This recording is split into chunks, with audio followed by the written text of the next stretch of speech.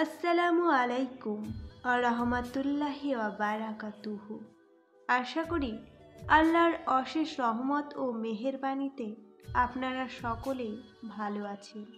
আর আপনারা দেখছেন আলোকিত দিনে ফেরার গল্প। মাশাআল্লাহ, কনের সাজে বেশ মানিয়েছে তোকে।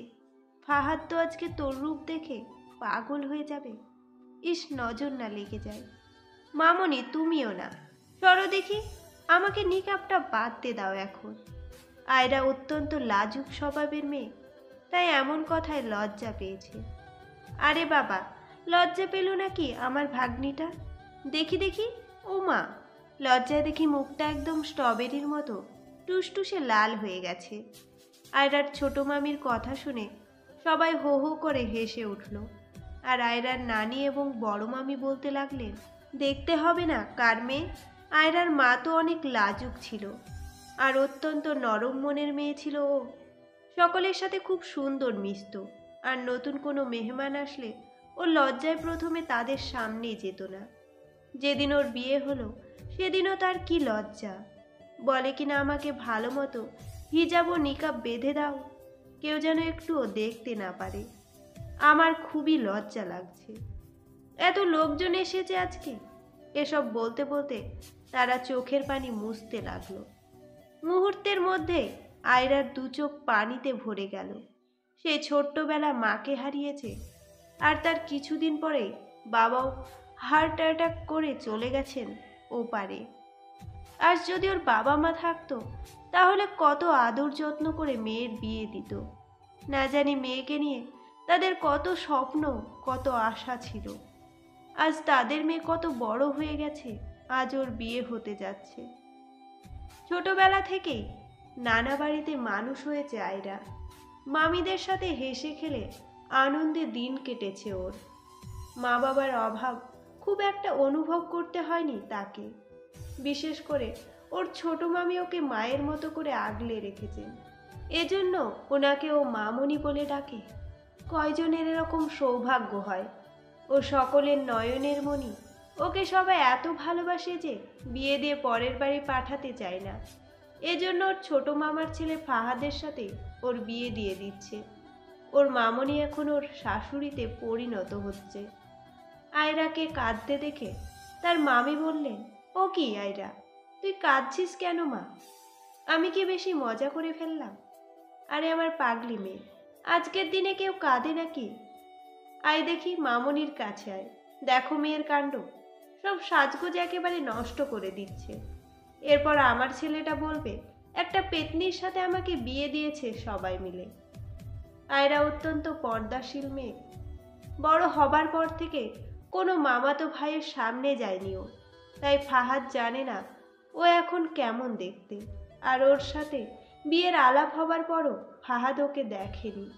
বলেছে তোমাদের যেমন পছন্দ। আয়রা মুচকি হাসলো আর বলল, না মামনি, তোমার কথায় কাঁদছি না। আসলে মায়ের কথা মনে পড়ে গেল হঠাৎ। মারে, তোর কষ্টটা আমরা বুঝতে পারছি। এরকম একটা বিশেষ দিনে মা বাবার কথা মনে পড়বে, তবে কি করবি বল? সবই আল্লাহর ইচ্ছে। তিনি যা করেন কল্যাণের জন্যই করেন। এ কথা বলে একটা দীর্ঘশ্বাস ফেললেন আয়রার মেজো মামা।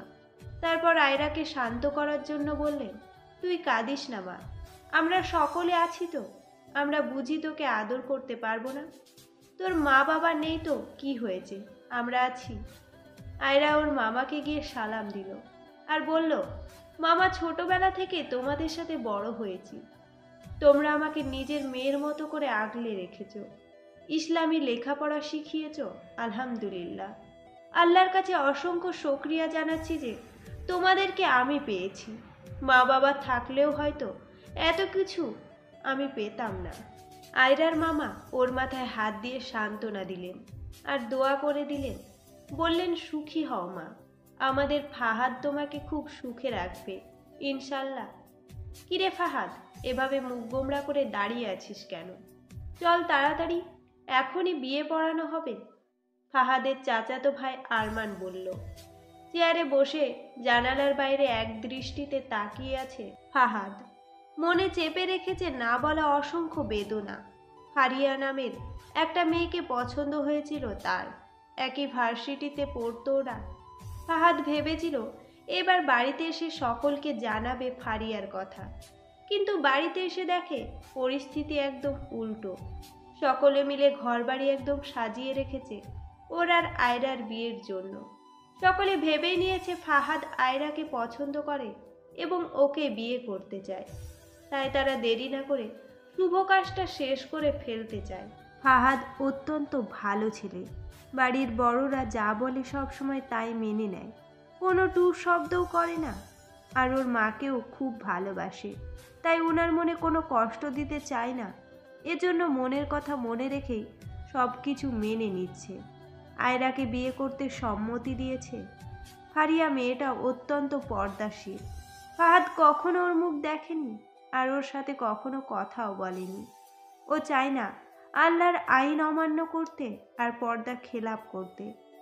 ফারিয়ার দিনদারিতা দেখেই ফাহাদ ওকে পছন্দ করেছিল আর এটাকে হালাল সম্পর্কে পরিণত করতে চেয়েছিল। কিন্তু সব কিছু কেমন যেন ঝড়ের বেগে হয়ে যাচ্ছে। ফাহাদ চেয়েও কিছু সামলাতে পারছে না। এভাবে কি ও আয়রার সাথে সুখে সংসার করতে পারবে? হঠাৎ করে কি অন্য কাউকে পছন্দ করা সম্ভব? ও এখন কি করবে বুঝতে পারছে না। কিরে ফাহাদ, আমি কিছু বলছি, তোর কানে যাচ্ছে না বুঝি? নাকি এখনই বউকে নিয়ে স্বপ্ন দেখতে শুরু করে দিয়েছিস? হ্যাঁ দেখ রে ভাই, বেশি স্বপ্ন দেখিস না, না হলে কিন্তু পরে পস্তাতে হবে। এ দাঁড়া, কি বলছিস তুই আবোল তাবোল? আমি এমনিতেই বসেছিলাম। আর কি যেন বললি পস্তাতে হবে? কেন কেন পস্তাতে হবে কেন? বাবা, বউ কি জিনিস তা হাড়ে হাড়ে টের পাবি। ওরে বাবা, আজ এটা কিনে দাও, কাল ওটা কিনে দাও, এটা কেন করছো, ওটা কেন করছো? ওফ, আমাকে একদম পাগল করে ছাড়ে তোর ভাবি। আহা, ভাবি এরকম করে? ভালোই হয়েছে তোর মতো এত হাড় কিপটে ছেলেকে এভাবে শায়েস্তা করতে হয়। তুই হাসছিস, দেখে নিবি কি অবস্থা হয়। আচ্ছা এখন চল তো, নিচে সবাই ডাকছে। ধুর বাবা, এতক্ষণ ধরে ভাই আসছে না কেন? ওফ, এই গরমে এত কিছু পরে থাকতে আমার আর ভালো লাগছে না। সারাদিন ধরে এগুলো পরে আছি। তবে আয়রা, তুই এত বোকা কেন রে? এখন তো বোরখা খুলতে পারিস তাই না? নিজেকেই নিজে এসব বলছে আয়রা। আলহামদুলিল্লাহ, এখন তো বোরখাটা খোলা যাবে। যাই বোরখাটা আর নিকাবটা খুলে ফেলি, না হলে গরমে একেবারে শেষ হয়ে যাব। আয়রা হিজাব নিকাব খুলে তারপর বোরখা খুলেছে। ওর বিয়েতে শাড়ি নয় গাউন দেওয়া হয়েছে। আয়রা শাড়ি একদমই পরতে পারে না, কিন্তু বিয়ের গাউন বলে কথা, অনেক ভারী আর কাজও খুব গর্জিয়াস, তাই ওর এত গরম লাগছে। আয়রা এখনো অন্য কোনো হিজাব পরেনি, এমনি ড্রেস পরে দাঁড়িয়ে আছে আর ওড়নাটা স্বাভাবিকভাবে গায়ে জড়িয়ে আছে। তখনই ফাহাদ রুমে ঢুকে যায় আর আয়রা চমকে উঠে চিৎকার করে দিল। আগেই বলেছি ও ভীষণ লাজুক মেয়ে, তাছাড়া ও কখনো হিজাব ছাড়া উঠোনেও বেরোয় না, এমনকি মেয়েদের সামনেও হিজাব পরে যায়, শুধুমাত্র ঘরের ভিতরে ওড়না পরে যখন একা থাকে। আয়রার চিৎকার শুনে ফাহাদও চমকে যায় আর চট করে এসে ওর মুখ চেপে ধরে। অবশ্য আয়রা এতটাও জোরে চিৎকার করে না যে আওয়াজ ঘরের বাইরে যাবে। ফাহাদ বলল, আরে আরে ভয় পেও না, আমি ফাহাদ। ফাহাদ ওর মুখ চেপে ধরায় ও খুব লজ্জা পেয়েছে আর নিজের বোকামি দেখে নিজেকেই মনে মনে বকছে। আয়রা জলদি করে হিজাবটা পরে নিল। উফ, আর একটু আগে যদি এটা খুঁজে পেতাম তাহলে ওনার কাছে এরকম বোকা সাজা লাগতো না। যদিও স্বামীর সামনে এভাবে থাকা যাবে, কিন্তু আয়রা প্রথম কারোর সামনে এভাবে এসেছে, তাই একটু লজ্জা পেয়েছে। ও ফাহাদকে বলল, আসসালামু আলাইকুম ও রহমতুল্লাহ, কেমন আছেন ফাহাদ ভাইয়া? ওয়ালাইকুমুস সালাম ও রহমতুল্লাহি ও বারাকাতুহ। আলহামদুলিল্লাহ, আমি ভালো আছি। চলুন আমরা নামাজটা পড়ে নিই। ফাহাদ এতক্ষণ আয়রাকে খেয়াল করেনি ভালো মতো। হঠাৎ নামাজের কথা শুনে ওর দিকে ভালো করে তাকালো। খুব মায়াবী চাহনি ওর। পুরো মুখটাই যেন একটা আলাদা সৌন্দর্য প্রকাশ পাচ্ছে। সাদা রঙের গ্রাউন্ডের মাঝে সাদা সাদা পাথর দিয়ে কাজ করা, আর মাথায় হিজাবটাও সাদা। এটা আয়রার মুখশ্রীকে আরো উজ্জ্বল করে তুলেছে। দেখে মনে হচ্ছে যেন চাঁদের আলোয় আলোকিত হয়ে আছে ওর মুখ, আর সেই সাথে লজ্জায় গাল দুটো লাল হয়ে গেছে, ঠিক যেন পদ্ম ফুল।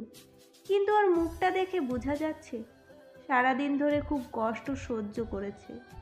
আবার আমার সাথে কথা বলতে এসে ভীষণ আগ্রহ প্রকাশ করছে। এখন কিভাবে ওকে আমি বলবো? ফাহাদ আয়রাকে কিছু বলল না। তারা দুজনেই নামাজ পড়ে নিল।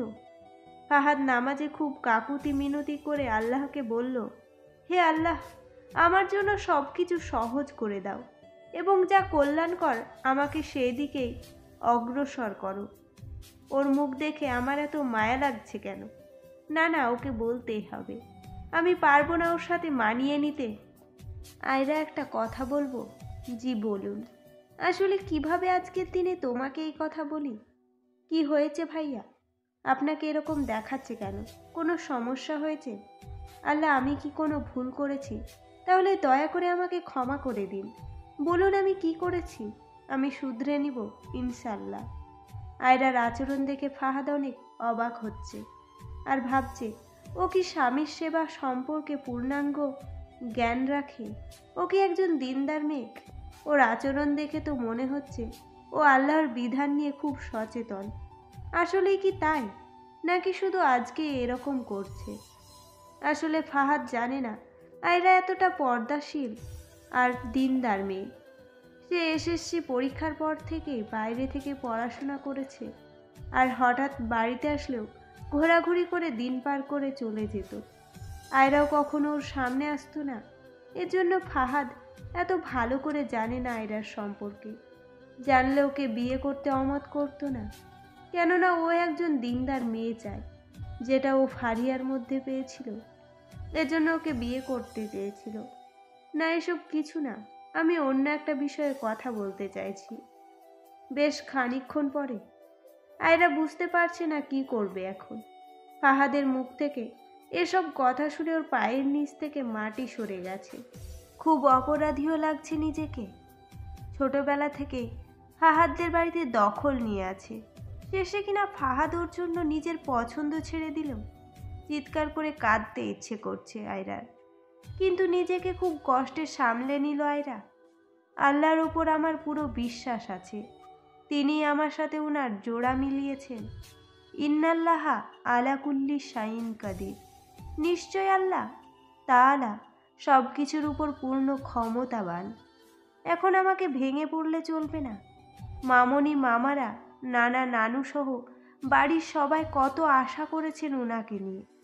এখন যদি আমার কোনো আচরণে ওরা বুঝতে পেরে যায় উনি আমাকে বিয়ে করতে চাননি, তাহলে অনেক কষ্ট পাবে। আয়রা ফাহাদকে উদ্দেশ্য করে বলল, তাহলে আগে আমাকে বিয়ে করতে সম্মতি দিয়েছেন কেন?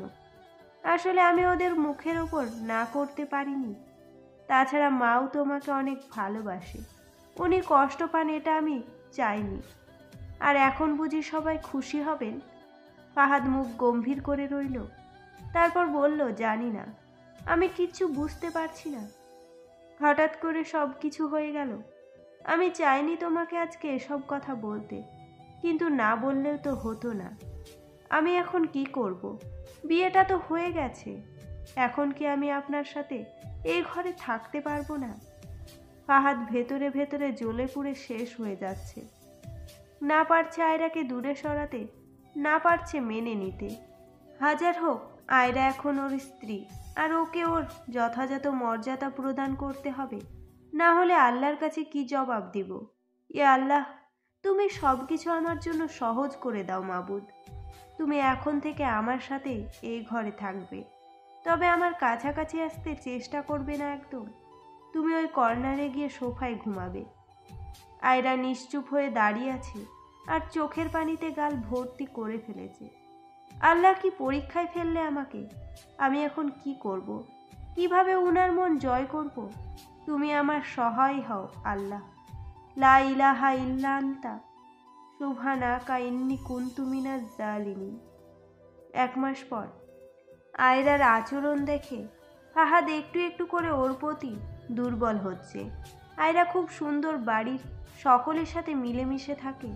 আর ফাহাদ এই 1 মাসে যতদিন বাড়িতে ছিল ততদিনে আয়রাকে একবারও হিজাব ছাড়া রুমের বাইরে বের হতে দেখেনি। এতদিন ও জানতো না আয়রা এরকম করে বাড়িতে থাকে। আর ওর বোনও ওকে আয়রা সম্পর্কে অনেক কিছু বলেছে। এগুলো শুনে ফাহাদ বেশ অবাক হয়ে গেছে। এত ভালো হয়তো ফারিয়াও ছিল না। সে ভাবছে, আমি কি আয়রাকে চিনতে ভুল করছি? ওকে কি আমি ঠকাচ্ছি? ফারিয়ার সাথে তো আমার কোনো সম্পর্ক ছিল না, এমনকি ওর সাথে আমি কথাও বলিনি। শুধু ওর দিনদারিত্ব দেখে বিয়ে করতে চেয়েছিলাম। তাহলে আয়রাকে এভাবে দূরে সরিয়ে রাখাটা কি ঠিক হচ্ছে? আচ্ছা, আরও কিছুদিন দেখি, তারপর একটা ডিসিশন নিব ইনশাল্লাহ। মাঝরাতে হঠাৎ পানির তৃষ্ণা পেল ফাহাদের। ও ঘুম থেকে উঠে দেখল জগে পানি নেই, তাই নিচে যাচ্ছিল। তখন হঠাৎ মনে হলো কেউ যেন কাঁদছে। আওয়াজটা আয়রা যেখানে থাকে সেদিক থেকে আসছে। ফাহাদ কৌতূহল বশত ওদিকে গেল। গিয়ে দেখে আয়রা তাহাজ্জুদ নামাজ পড়ে মোনাজাত করছে। ইয়া আল্লাহ, ইয়া রহমান, ইয়া রাহিম, ইয়া মাবুদ, আমি যে বড্ড পাপী, আমার গুনাহ যে পাহাড় সম পরিমাণ। তুমি আমাকে ক্ষমা করে দাও আল্লাহ। আমি একজন ব্যর্থ স্ত্রী, যে কিনা এতদিন ধরে নিজের স্বামীর মন জয় করতে পারল না, তাকে জিনার হাত থেকে রক্ষা করতে পারছে না। এটা আমার ব্যর্থতা। উনি যে ওই মেয়েটির কথা ভাবেন, এটা তো অন্তরের জিনা। উনার কর্তব্য এখন নিজের স্ত্রীকে নিয়ে ভাবা, স্ত্রীকে মেনে নেওয়া। কিন্তু উনি না বুঝে এখনো ওই মেয়েটিকে মনে স্থান দিয়ে রেখেছেন। মাবুদ আমার, তুমি আমার স্বামীকে ক্ষমা করে দাও। উনি তোমার আদেশ নিষেধ নিয়ে অনেক সচেতন। তোমার রহমতে আমি খুব ভালো এবং দিনদার স্বামী পেয়েছি, ঠিক যেরকমটা আমি প্রার্থনা করতাম প্রতি তাহাজ্জুদে। উনাকে ফজরের নামাজের জন্য ডাকতে হয় না। কি সুন্দর উনি নিজেই উঠে যান, 5 ওয়াক্ত নামাজ জামায়াতের সঙ্গে আদায় করেন। ভার্সিটিতে পড়ুয়া ছেলে হওয়া সত্ত্বেও উনি দিন পালনে এত কঠোর। কিন্তু আল্লাহ, উনি এটা বুঝতে পারছেন না যে ওই মেয়েটি ওনার গায়রে মাহরাম, আর তাকে উনি বিয়ে করতে চেয়েছিলেন যাতে করে তোমার আদেশ অমান্য না হয়। কিন্তু এখন উনি না বুঝে তোমার আদেশ অমান্যই করছেন। হে আল্লাহ, আমার স্বামীকে তুমি সঠিক পথে নিয়ে এসো। ওনাকে তুমি বুঝিয়ে দাও এটা অন্তরের চিনা। আমি ওনাকে ভয়ে কথা বুঝাতেও পারছি না। যদি উনি আমার উপর রাগ করেন অথবা আমাকে আরও স্বার্থপর ভাবেন, আমার ফাহাদ ভাইয়াকে তুমি ক্ষমা করে দাও আল্লাহ। ওনাকে তুমি সমস্ত বালা মুসিবত থেকে রক্ষা করো আল্লাহ।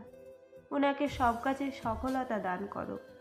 আমি নিজের জন্য কিচ্ছু চাই না, শুধু চাই একজন আদর্শ স্ত্রী হিসেবে আমার কর্তব্য পালন করতে, আর তোমার ইবাদত সহি সালামতভাবে করে যেতে। ওনাকে যেন আমি আর কখনো কোনোভাবে কষ্ট না দিই। এসব শুনে ফাহাদের মনে ঝড় উঠে গেল। ওর মাথা কেমন ঘুরছে। লজ্জায় অপরাধবোধে জর্জরিত হয়ে গেছে সে। আয়রাকে দেখার আগেই ও সেখান থেকে চলে এসেছে। ফাহাদ এক ছুটে ছাদে চলে গেল। ওখানে গিয়ে অঝোর ধারায় কাঁদতে লাগলো আর নিজের অপরাধের জন্য অনুশোচনা করতে লাগলো। আস্তাগফিরুল্লাহ, ইন্নাল্লাহা গাফুরুর রাহিম। ইয়া আল্লাহ, আমি এত বড় একটা ভুলের মধ্যে ছিলাম। আমি কি করে ভুলে গেছিলাম যে একজন বেগানা নারীকে নিয়ে ভাবা অন্তরের জিনা, আর আমি আয়রার মতো একজন মেয়েকে স্ত্রী হিসেবে পেয়েও এত অবহেলা করলাম। ইয়া আল্লাহ, আমিই তো খুব একটা তাহাজ্জুদ নামাজ পড়তে পারতাম না। মাঝে মধ্যে পড়তাম, আরও প্রতিদিন তাহাজ্জুদ নামাজ পড়তো, এখনও পড়ে। মাশাআল্লাহ, কত সৌভাগ্য আমার। এরকম একজন স্ত্রী পেয়েছি আমি। ও নিজের দায়িত্ব নিয়ে কত সচেতন, আর আমি কখনো ওর সাথে ভালো করে কথাও বলিনি। হে আল্লাহ, আমি তওবা করছি ওই সকল পাপের জন্য যা আমি জেনে করেছি, যা না জেনে করেছি, যা ইচ্ছে করে করেছি এবং যা অনিচ্ছায় করেছি। তুমি আমাকে ক্ষমা করে দাও হে করুণাময়। আমি কথা দিচ্ছি আর কখনোই আয়রাকে ছাড়া অন্য কোনো বেগানা নারীকে নিয়ে ভাববো না। আমি কথা দিচ্ছি ওই জিনার দিকে আর অগ্রসর হব না। কাঁদতে কাঁদতে ফাহাদ চোখ মুখ ফুলিয়ে ফেলেছে। এখন ওর একটু একটু করে মনে পড়ছে অতীতের কথা। আয়রা পর্দা রক্ষা করতো বলেই ফাহাদ বাড়িতে আসলে ওকে দেখতে পেত না। ও এই বাড়ির সব ছেলেদের সাথে পর্দা রক্ষা করত। একবার ফাহাদ তার ঘর থেকে বেরিয়ে নিচে যাচ্ছিল, তখন আয়রা ওকে দেখে চট করে ঘরে চলে যায়। হায় আল্লাহ, এ কথাগুলো আগে কেন বুঝলাম না আমি এখন কিভাবে ওর সামনে দাঁড়াবো? আমি কোন মুখে ওর কাছে ক্ষমা চাইব?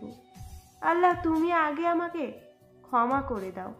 আমি নিজের ভুল স্বীকার করছি এবং তোমার আশ্রয় প্রার্থনা করছি। এর পরদিনই আয়রা আর ফাহাদ মিরপুর চলে যায়। ফাহাদ এই 1 মাস বন্ধের দিনে বাড়িতে আসা যাওয়া করছিল। বাড়ির সকলের জোড়াজুড়িতে তাদের কথায় এই কিছুদিন ছুটি নিয়েছিল। এবার তাকে অফিসে যেতে হবে। এখন সাথে করে আয়রাকে নিয়ে গেল। ওখানে বাসাতে ও একাই থাকে, তাই বিয়ের পর বউকে সাথে নিতে বলছেন ওর বাবা। বেশ কিছুদিন ধরে ফাহাদের আচরণটা আয়রার কাছে অন্যরকম লাগছে। ও বুঝতে পারছে না হঠাৎ করে ফাহাদের কি হলো। কিছুদিন ধরে ও তাহাজ্জুদ নামাজও পড়ছে, আর সেদিন ওর কান্নাকাটিও শুনতে পেল আয়রা। আচ্ছা, ফাহাদ ভাইয়া কি আমার উপর রেগে আছে? আমার দিকে কেমন করে যেন তাকিয়ে থাকেন, আবার আমি তাকালেই চোখ সরিয়ে নেন। আমার সাথে বিয়ে হওয়ায় উনি হয়তো সুখী হতে পারেননি। অবশ্য উনি তো নিজের মুখেই বলেছিলেন এটা, আর আমাকে হয়তো উনি এখানেও নিয়ে আসতে চাননি। সকলের জোড়াজুড়িতে হয়তো এখানে এনেছেন, তাই হয়তো এরকম করছেন। মানবিকতার খাতিরে আমাকে কিছু বলছেনও না। আমি আর পারছি না ওনার কষ্ট দেখতে। আমি এবার ওনার জীবন থেকে দূরে সরে যাব, আর কখনোই আসবো না।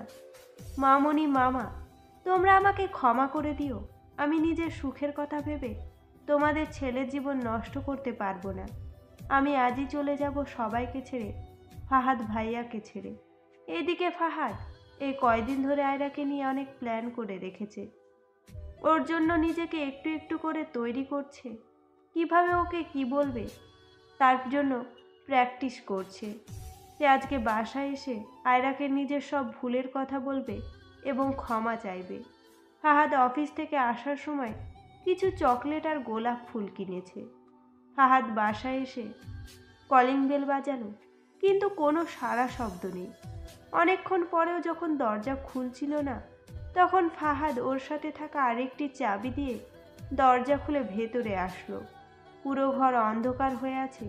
প্রতিদিন ফাহাদ আসতে আয়রা এসে সালাম দিয়ে ব্যাগ নিয়ে যায় আর ঠান্ডা পানি এনে দেয়। কখনোই দেরি করে না, কিন্তু আজকে ও কোথায় গেল? আর কোনো সাড়া শব্দও নেই কেন? ফাহাদ পুরো ঘর খুঁজে দেখলো, কিন্তু আয়রাকে কোথাও পেল না। শুধুমাত্র বেডরুম বাকি আছে। ফাহাদ বেডরুমের লাইট অন করতে শিউরে উঠল এবং হাত থেকে ফুলগুলো পড়ে গেল। বেডের পাশে থাকা ড্রয়ারের ওপর একটা চিঠি দেখা যাচ্ছে। ফাহাদ আস্তে আস্তে গেল বেডের কাছে। তারপর চিঠির দিকে তাকিয়ে মনে মনে বলতে লাগলো, ইয়া আল্লাহ, আমি যা ভাবছি সেটা যেন না হয়। ফাহাদ যা ভেবেছিল ঠিক তাই হলো। আয়রা বিদায়ী চিঠি লিখেছে। ফাহাদ চিঠিটা হাতে নিয়ে মেঝেতে বসে পড়ল আর নিজের মাথার চুলগুলোয় মুষ্টিবদ্ধ করে বলতে লাগলো, আমাকে একটা সুযোগ দিলে না আয়রা? আমি তোমার জন্য নিজেকে প্রস্তুত করছিলাম এই কয়দিন। আর সেদিন তাহাজ্জুদের সময় তোমার মোনাজাত শুনে নিজের ভুল বুঝতে পেরেছিলাম এবং এজন্য আমিও তাহাজ্জুদ পড়া শুরু করেছিলাম। আমি তোমাকে এখানে নিয়ে এসে খুব খুশি হয়েছি আয়রা। তুমি এখানে আসে আমি মন খারাপ করিনি একটুও না। দেখো, আজকে আমি তোমাকে বলতে চাইছিলাম যে তোমাকে আমি ভালোবাসি এবং আমার স্ত্রী হিসেবে মেনে নিয়েছি, কিন্তু তুমি আমার ভুলের এত বড় শাস্তি দিলে আয়রা। হে আল্লাহ, আমি এখন কোথায় খুঁজবো ওকে? ও আবার নিজের কোনো ক্ষতি করে ফেলবে না তো? কিছুক্ষণ পর ফাহাদ এখনো ফ্লোরে বসে আছে। আজ নিজেকে দোয়া দিয়ে চলেছে। হঠাৎ ফাহাদ কি মনে করে পাগলের মতো ছুটে গেল ছাদে এবং গিয়ে দেখলো আয়রা দাঁড়িয়ে আছে। আয়রা ছাদের একপাশে আনমনে হয়ে দাঁড়িয়েছিল। জ্যোৎস্নার আবছা আলোয় ওকে খুব সুন্দর দেখাচ্ছে। পায়ের শব্দ শুনে আয়রা চোখের জল মুছতে মুছতে পেছন ফিরে ফাহাদের দিকে তাকালো। দেখলো ফাহাদ চুপচাপ দাঁড়িয়ে আছে। ওকে দেখে কেমন যেন মায়া হলো আয়রার, আর মনে হচ্ছে ও খুবই হতাশ এবং চিন্তিত। চোখ মুখ মলিন হয়ে আছে, কেমন যেন ভয় পেয়ে আছে কিছু নিয়ে। আয়রা বলল, আপনি এসে পড়েছেন, আফওয়ান, আমি আসলে। আয়রার কথা শেষ হবার আগে ফাহাদ এসে ওকে শক্ত করে জড়িয়ে ধরল। এক শ্বাসে বলতে লাগলো, আমাকে ছেড়ে কোথাও যেও না তুমি, আমি পারবো না তোমাকে ছাড়া থাকতে। আয়রা কিছুই বুঝতে পারছে না ফাহাদ এসব কেন বলছে। আমাকে ক্ষমা করে দাও আয়রা, আমি অনেক অন্যায় করেছি তোমার সাথে। আমি না বুঝে এতদিন অন্তরের জিনায় লিপ্ত ছিলাম। যেদিন তোমাকে এখানে নিয়ে এসেছিলাম তার আগের রাতে তুমি যখন তাহাজ্জুদে মোনাজাত করছিলে, তখন আমি সব শুনেছিলাম।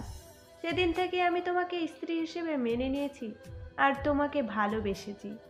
আমি জানি আমি তোমার যোগ্য নই, কিন্তু তবুও তুমি আমাকে ছেড়ে কোথাও যেও না আয়রা, প্লিজ আমার সাথে থেকে যাও। সবাই তো ভালো হয় না, কিন্তু তাই বলে কি তাকে এভাবেই ছেড়ে দিতে আছে?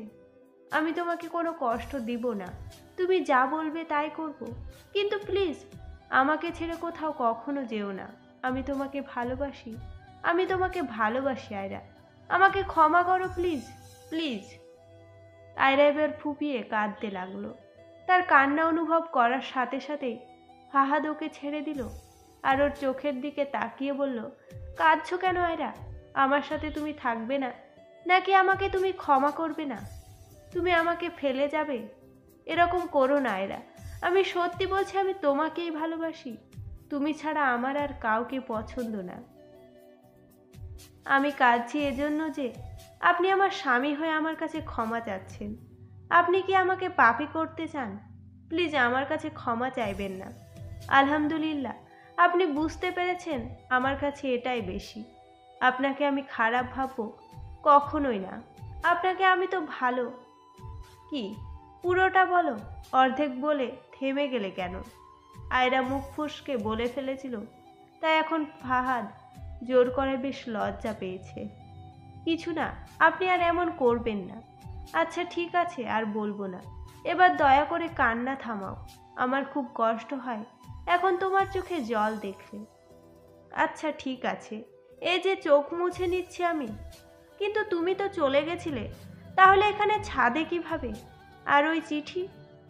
আসলে আমি চলে যেতে চেয়েছিলাম, এজন্য চিঠিও লিখে রেখেছিলাম, কিন্তু তারপর মনে পড়লো আমি আপনার স্ত্রী, তাই আপনার সেবা করা আমার কর্তব্য। আমি কি করে আপনাকে একা ফেলে চলে যাই? আর আপনার অনুমতি ছাড়া ঘরের বাইরে এক পাও রাখা আমার জন্য জায়েজ নয়। আপনি আমাকে যতই অবজ্ঞা করুন না কেন, আমার কর্তব্য আপনার সেবা করে যাওয়া। আপনি যতক্ষণ না আমাকে তাড়িয়ে দেন ততক্ষণ আমি কোথাও যেতে পারবো না। আল্লাহর আদেশ অমান্য করতে আমি পারিনি, তাই যাইনি। আর চিঠিটা ওখান থেকে সরাতে ভুলে গিয়েছিলাম। ফাহাদ আয়রার হাত দুটো ধরল, তারপর বলল, কিভাবে এতটা ধৈর্য ধরতে পারো তুমি? একটা মানুষ এতটা শান্ত আর ধৈর্যশীল হতে পারে? ওই যে একটা আয়াতই আমার সব কষ্ট ভুলিয়ে দেয়, ইন্নাল্লাহা মা'আস সাবিরিন। নিশ্চয় আল্লাহ তাআলা ধৈর্যশীলদের সাথে আছেন। আমি তোমাকে কথা দিচ্ছি, এভাবে তোমার হাত শক্ত করে ধরে রাখবো আজীবন। তুমি কখনো আমাকে ফেলে যেও না। প্রায় 9 মাস পরে ফাহাদ ও আয়রা এখন সুখেই আছে। আয়রা 8 মাসের গর্ভবতী। বাড়ির সকলে খুব খুশি। আয়রার মামনি তো সারাক্ষণ আয়রাকে মাথায় করে রাখে। আয়রা সেই যে বিয়ের পরে ফাহাদদের সাথে মিরপুর গেছিল, তারপরে এখন এসেছে বাড়িতে। সকলে ওকে দেখতে চাচ্ছে, আর ওখানে একা একা থাকলে ওর সমস্যা হবে, তাই ওকে বাড়িতে নিয়ে এসেছে। ফাহাদ বেচারা একা একা খুব কষ্টে দিনাতিপাত করছে। এই সপ্তাহে কিছুদিনের ছুটি নিয়ে বাড়িতে আসবে। দুজনেই খুব খুশি, কিন্তু এই সুখ বেশি দিন স্থায়ী হলো না। নিয়তির কাছে ওদের হার মানতে হলো। হ্যালো ফাহাদ, বড় চাচা বলছি। হ্যাঁ চাচা বলো, আমি এই তো এসেই পড়েছি, আর মাত্র আধ ঘন্টা লাগবে। বাবা ফাহাদ, কি হয়েছে চাচা, তুমি কাঁদছো কেন? বাড়িতে সব কিছু ঠিক আছে তো? দাদির কিছু হয়েছে? প্লিজ বলো না। তোর দাদি ঠিকই আছেন, কিন্তু আমার খুব টেনশন হচ্ছে। তুমি বলো কি হয়েছে? বাবা তুই আগে বাড়িতে আয়, এই বলে তার চাচা কল কেটে দিলেন। ফাহাদ বাড়িতে আসতেই ওর মা এসে ওকে জড়িয়ে ধরলেন আর কেঁদে বললেন, বাবা ফাহাদ, আমরা পারলাম না ওকে বাঁচাতে। কি বলছো মা? আমি কিছুই বুঝতে পারছি না। তোমরা সবাই আমার সাথে এরকম করছো কেন? স্পষ্ট করে বলো কি হয়েছে। ফাহাদ একটু রেগে গেল। ও আয়রাকে নিয়েও ভয় পাচ্ছিল। ভাবলো আয়রার কিছু হয়নি তো। আরমান বলল, ফাহাদ ভাই আমার, আয়রা আর বেঁচে নেই। প্রায় ঘন্টাখানিক পর ফাহাদ নিজেকে ড্রয়িং রুমে আবিষ্কার করলো। ও উঠেই ছুটতে লাগলো বাড়ির বাইরে। আয়রা কোথায় আছে? আয়রা কোথায় তুমি? আমাকে আয়রার কাছে নিয়ে চলো। সকলে মিলে ফাহাদকে শান্ত করার চেষ্টা করলো, কিন্তু ফাহাদ কিছুতেই শান্ত হচ্ছে না। ও শুধু আয়রাকে দেখতে চাচ্ছে। আয়রাকে মাত্র হসপিটাল থেকে বাড়িতে আনা হয়েছে। ফাহাদ চুপচাপ দাঁড়িয়ে আছে। ওর সামনে দিয়ে আয়রাকে বাড়িতে ঢুকানো হলো। ফাহাদের মনে পড়ল আয়রা কখনোই গায়েরে মাহারাম পুরুষদের সামনে যায় না। ও সকল ভাইদের বলল, চলে যাও সবাই, তোমরা সরো, ও রাগ করবে, ওর পর্দা নষ্ট হবে। এসব বলে তাদের বাইরে বের করে দিল। এখানে শুধু আয়রার নানা নানি, মামা মামি আর ভাইয়ের বউয়েরা আছেন। গায়েরে মাহারাম কেউ নেই।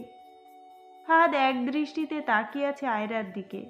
আয়রার চেহারা দেখে মনে হচ্ছে ও ঘুমিয়ে আছে। মা দেখো, তোমার বৌমা ঘুমিয়ে আছে।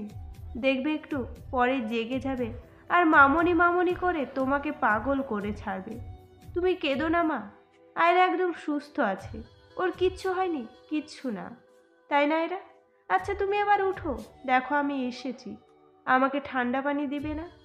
আমার কষ্ট হয়েছে কিনা রাস্তায় তা জিজ্ঞেস করবে না? কি হলো, উঠো আয়রা, উঠো। ফাহাদের মা মুখ ঢেকে কেঁদেই যাচ্ছেন।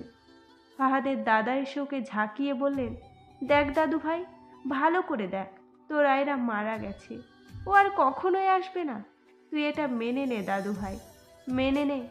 আমার নানুমণিটা ওর মায়ের মতোই আমাদেরকে ছেড়ে চলে গেল। ফাহাদ তার দাদুকে জড়িয়ে ধরে কাঁদতে লাগলো। ও কেন চলে গেল দাদু? ও কেন নেই? আমি ওকে বলেছিলাম আমাকে ফেলে কোথাও না যেতে। দাদু, ও কেন চলে গেল? আয়রার বড় মামি বললেন, আঘাতটা সরাসরি পেটে লেগেছিল, এজন্য বাচ্চার সাথে ওকেও বাঁচানো যায়নি। আয়রা বলেছিল, আজকে তুই বাড়িতে আসছিস, তাই ও রান্না করবে। তুই নাকি বলে রেখেছিলি তুই যেদিন বাড়িতে আসবি ওই দিন যেন ও বিরিয়ানি রান্না করে। ওর হাতের বিরিয়ানি তুই খুব পছন্দ করিস। সেটাই রান্না করতে ও নিচে আসছিল। সিঁড়ির টাইলসে কিভাবে যেন পানি পড়েছিল, ও সেটা দেখতে পায়নি। আমরাও কেউ খেয়াল করিনি। ও সোজা সিঁড়ি দিয়ে নামছিল। হঠাৎ আমাদের চোখের সামনে দিয়েই ও সিঁড়ি থেকে পড়ে গেল। খুব করে চেষ্টা করছিল মেয়েটা যাতে পেটে আঘাত না লাগে। পড়ার সাথে সাথে রেলিং ধরার আর নিজেকে সামলাবার চেষ্টা করছিল, কিন্তু টাল সামলাতে না পেরে রেলিংয়ে পড়ে সরাসরি পেটেই ব্যথা পায়। ওখানে আঘাত পেয়ে পড়ে যাচ্ছিল, তারপর আবার চেষ্টা করো রেলিংটাকে ধরতে, কিন্তু ব্যাস, থামো আর বলো না, আমি আর শুনতে পারবো না চাচি। আমি যদি একটাবার ওকে দেখতে পারতাম, একটু কথা বলতে পারতাম, আজ আমার জন্য আয়রা। ফাহাদের বোন বলল, আপু মারা যাবার আগে বারবার বলে গেছেন তোমার ভাইয়াকে বলো আমার ভুল ত্রুটি যেন ক্ষমা করে দেন। স্ত্রী হিসেবে আমার অনেক কর্তব্য পালনে হয়তো আমি ভুল করেছি। ওনাকে বলবে আমি মারা গেলে যেন বেশি না কাঁদে, কেননা কাঁদলে মৃত ব্যক্তির কষ্ট হয়, বরং মৃত ব্যক্তির জন্য দোয়া করতে হয়। উনি যেন আমার জন্য রবের দরবারে প্রার্থনা করেন, যাতে আমার কবরের সওয়াল জবাব সহজ হয় এবং আমার জন্য আমার কবরটা প্রশস্ত হয়, স্ত্রীর জন্য স্বামীর দোয়া কবুল হয়। উনাকে বলবে আমি সেদিন চিঠিতে যা করতে বলেছিলাম উনি যেন আমার মৃত্যুর পরে সেটাই করে, আমার জন্য নিজের জীবনটা যাতে নষ্ট না করেন। আর তারপর যখন আমার জন্য মন খারাপ হবে তখন যেন এই আয়াতটি মনে রাখেন, নিশ্চয় আল্লাহ তাআলা সর্বোত্তম পরিকল্পনাকারী। আর এটাও বলো আমি ওনার সাথে জান্নাতুল ফেরদাউসে একসাথে থাকতে চাই। উনাকে বলে দিও এই পৃথিবীতে ওনার সাথে আমার বেশি দিন থাকাটা আল্লাহ তাআলা হয়তো চাননি। ওনাকে ছেড়ে আমায় চলে যেতে হবে, এটাই ছিল আমার তাকদির বা নিয়তি। ফাহাদ সেই চিঠির কথা মনে করল। সেখানে আয়রা লিখেছিল, আসসালামু আলাইকুম আর রহমাতুল্লাহ। আমি কখনো চাইনি আমার জন্য কারোর কোনো ক্ষতি হোক। সবসময় আমি মানুষের ভালো করার চেষ্টা করেছি, কিন্তু জীবনের এই পর্যায়ে এসে অনেক বড় ক্ষতি করে ফেললাম কারোর। আমাকে আপনি ক্ষমা করে দিবেন ভাইয়া। আমি যদি জানতাম আপনার ফারিয়াকে পছন্দ, তাহলে আমি কখনোই আপনার জীবনে আসতাম না, কিন্তু আমার কিছু করার ছিল না। আল্লাহই তো আমাদের তাকদির একসাথে করে দিয়েছেন। আমাকে এখানে এনে আপনি কষ্ট পাচ্ছেন, তাই না? আপনি চাননি আমি আপনার সাথে এখানে থাকি। আমি আর থাকবো না। আমার তো যাওয়ার কোনো জায়গা নেই। আমি এখন আপনার বাড়িতেও যেতে পারবো না। সেখানে গেলে সবাই সত্যিটা জেনে যাবে, তখন আপনাকে ভুল বুঝবে। আমি চাই না আপনাকে কেউ কিছু বলুক। আপনি আমাকে স্ত্রী হিসেবে না মানলেও আমি আপনাকে সেই প্রথম দিন থেকেই স্বামী হিসেবে মেনে এসেছি। তাই আমার স্বামীর কোনো অপমান হোক আমি চাই না। আমি চলে যাব এমন একটা জায়গায় যেখানে কেউ আমার খোঁজ পাবে না। আমি আপনাকে কষ্ট পেতে দেখতে চাই না। আমি চলে যাওয়ার পরে আপনি ফারিয়া আপুকে বিয়ে করবেন, তখন আপনার আর কোনো কষ্ট থাকবে না। আমি দোয়া করি আল্লাহ তাআলা আপনাদের দুজনকে আজীবন যাতে স্বামী স্ত্রী হিসেবে একসাথে রাখেন। আপনারা যাতে সুখী হন, আমার কোনো আপত্তি নেই। আমি চাই আপনারা বিয়ে করে নিন। ভালো থাকবেন। আমাকে ক্ষমা করে দিবেন, আমি আপনাকে কষ্ট দিয়েছি। ফাহাদ চিঠিটার কথা ভেবে আয়রার লাশের পাশে এসে দাঁড়ালো। তারপর চাদরের মধ্য থেকে ওর হাতটা বের করে দুই হাতে চেপে ধরে বলল, আয়রা, আমি তোমাকে কি ক্ষমা করব? বরং তোমার কাছে আমার ক্ষমা চাওয়া উচিত। তুমি তোমার কর্তব্য সেই প্রথম দিন থেকে পালন করে এসেছো, কিন্তু আমি পারিনি। আমি একজন ব্যর্থ স্বামী। জানো আয়রা, এই কয়দিন তুমি বাসায় ছিলে না, তাই আমার খুব ফাঁকা ফাঁকা লাগতো। কিছুই ভালো লাগতো না, বড্ড একা মনে হতো নিজেকে। কিন্তু আজকে তুমি আমাকে সারা জীবনের জন্য একা করে চলে গেলে। তবে আমি তোমার সাথে জান্নাতে অনন্তকাল থাকতে চাই। আল্লাহর ইচ্ছার উপরে আমি স্থির রইলাম। তিনি যা আমাদের জন্য কল্যাণকর মনে করেছেন তাই করেছেন। ওয়াল্লাহু খায়রুল মাকিরিন। আর আল্লাহ তাআলা সর্বোত্তম পরিকল্পনাকারী। আমি তোমাকে ভালো রাখতে পারিনি, তাই আল্লাহ আমাকে শাস্তি দিয়েছেন। তুমি ঠিকই বলেছ আয়রা, এটাই ছিল আমার নিয়তি।